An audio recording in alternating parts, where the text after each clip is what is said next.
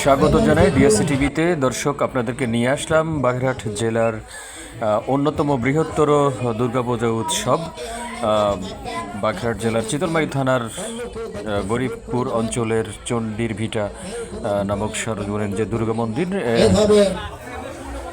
সম্মিলিতভাবে প্রবেশ করবেন। আবার আপনারা কোনো রকম কোনো বিশৃঙ্খলা না হয়, একে দেখবেন, অন্যকে দেখার সুযোগ করে দিন।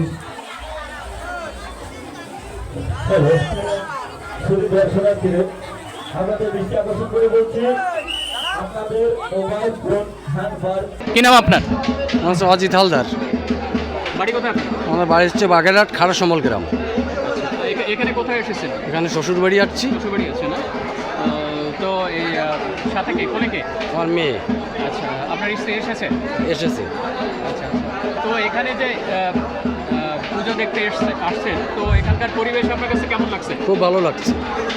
এখানকার কোনো আয়োজনের কোনো বিষয় নিয়ে আপনি কি অসন্তুষ্ট? না, খুব সন্তুষ্ট আমি।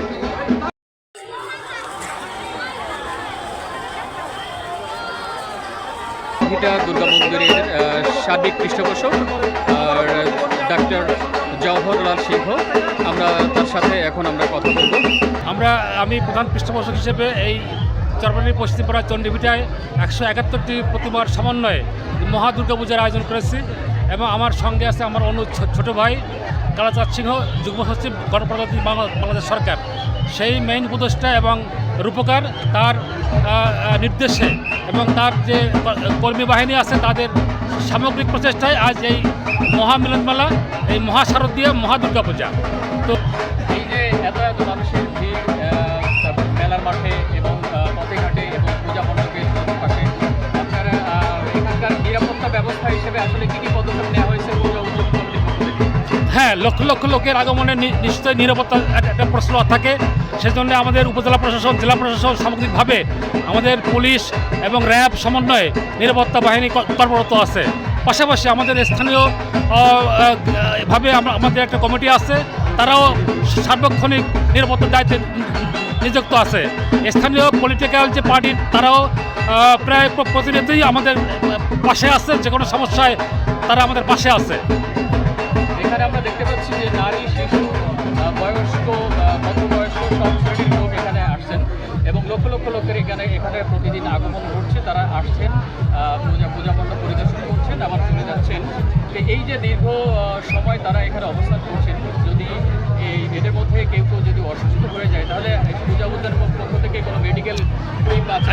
নিশ্চয়ই আমাদের মেডিকেল টিমের যে প্রধান, উনি আছেন ডাক্তার জগদীশ। উনি নিয়মিত তার দায়িত্ব পালন করছেন। গতবারও একটি সামান্য ঘটনায় সংঘর্ষ হয়েছিল এবং সে একটু ইনজিওর্ড হয়েছিল, তাতে তার তাৎক্ষণিক সেবা দেওয়া হয়েছে। তো আমরা এই মুহূর্তে কথা বলবো এখানকার সার্বজনীন দুর্গা মন্দিরের সভাপতি বা পূজা উদযাপন কমিটির সভাপতি, তার সঙ্গে। ভালো আছি, আপনারা ভালো আছেন? আমরা দেখতে পাচ্ছি এখানে লক্ষ লক্ষ লোকের সমাগম। তারা অনেক উৎসব মুখর পরিবেশে এই পূজা উদযাপন অংশ নিয়েছেন। তারা ঘোরাফেরা করছেন চতুর্দিকে। তো এই যে এত মানুষের যে এখানে ভিড়, এই ভিড়টা আসলে কিভাবে আপনারা সামলে নিচ্ছেন? আমাদের প্রশাসনিক যে কর্মকর্তা যারাই আছেন, এরা প্রত্যেকেই আমাদের সঠিকভাবে আমাদের নিয়ন্ত্রণ করতেছে এবং আমাদের এখানে ভলেন্টিয়ার যারা আছে প্রত্যেকেই সুন্দরভাবে সঠিকভাবে এরা দায়িত্ব পালন করতেছে এবং এখানে আছে সেনাবাহিনী আছে, পুলিশ আছে, আনসার বাহিনী আছে। এরা প্রত্যেকেই আমাদের এখানে খুব কঠোরভাবে পরিশ্রম করতেছে এবং আমরা দেখতে পেলাম যে এখানে একটা স্বেচ্ছাসেবক টিম কাজ করতেছে। তো এই স্বেচ্ছাসেবক টিমের সদস্য সংখ্যা আসলে কতজন? এই স্বেচ্ছাসেবক আছে অন্তত আমাদের প্রায় 100 জন হবে। 100 ভলেন্টিয়ার আছে স্বেচ্ছাসেবক দিয়া টোটাল।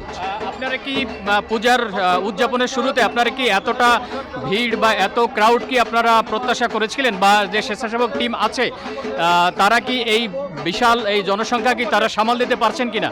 আচ্ছা, আমরা গত বছর 2024 সালেও পুজো করছি, তখনও আমাদের পূজায় এরকম লোকের সমাগম ছিলেন। এবছরও আমাদের আশা ছিল যে আমাদের এরকমই লোক হবে, লক্ষ লক্ষ লোকের আগমন হবে, এটাই আমাদের প্রত্যাশা। বুঝছেন, এবারকার আয়োজনের আজকে নবমী চলছে। আগামীকাল দশমী এবং তার মধ্যে এবার সমাপন হবে এবারের পূজা উৎসব। তো এই মিলে সামগ্রিকভাবে আনুমানিক ব্যয় কত? আনুমানিক ব্যয়টা কত? আনুমানিক ব্যয় আছে আমাদের 15 লক্ষ টাকার উপরে যাবে, 15 লক্ষ টাকা সর্বনিম্ন, এর পরেও হবে আমাদের ব্যয়। এখানে পূজাতে আসা দর্শনার্থীদের জন্য বা শ্রদ্ধানুরাগীদের জন্য আপনাদের পক্ষ থেকে কোনো মেডিকেল টিম অথবা কোনো ইমার্জেন্সি কোনো সেবার ব্যবস্থা আছে কিনা? হ্যাঁ, আমাদের মেডিকেল টিম আছে, আমাদের অন্য সব কিছুই আমরা এখানে প্রস্তুত রেখেছি। যেহেতু আমাদের যদি কোনো দর্শনার্থী যদি অসুস্থ হয়ে পড়ে তার জন্য আমরা প্রাথমিক সেবা দেব, এবং আমাদের এখানে দেখা যাচ্ছে যে আমরা অ্যাম্বুলেন্সের ব্যবস্থাও বা নম্বর আমরা সব রেখেছি, এগুলো আমাদের আছে। আমরা যে কোনো মুহূর্তে যদি বড় ধরনের কোনো সমস্যা মনে করি আমরা তারে বড় হাসপাতাল হোক, বড় চিকিৎসালয়ে আমরা হস্তান্তর করি। সরকারের নিকট আপনাদের কোনো চাওয়া পাওয়া আছে কিনা? না, সরকারের কাছে আমাদের চাওয়া পাওয়া আছে, নেই সেইটা বলি ভুল হবে, আছে। কিন্তু আমরা সরকার হয়তো আমাদের দেশে কিছু সাপোর্ট আমাদের দেশে, এবং আমাদের যে স্পেশালভাবে কোনো কিছু করছে তা না, অন্য মন্দিরেও যেরকম দেশে আমাদেরও সেইভাবে আমাদেরও দেশে, বুঝছেন? এইটাই আচ্ছা, আমাদের এখানে চিতলমারী উপজেলার যত এবং বাগেরহাট জেলার যত রাজনৈতিক দল আছেন, যেমন বিএনপি আছে, জামাত আছে, এনরা আমাদের এখানে প্রত্যেক দিন সুন্দরভাবে সময় দিচ্ছে, সুন্দরভাবে আমাদের পাশে থেকে আমাদের এই পূজার সার্বিক সহযোগিতা আমাদের পাশে বসে করছে। মাসুম, ডিএসসি টিভি, বাগেরহাট, চিতলমারী, চন্দিরভিটা দুর্গা মন্দির।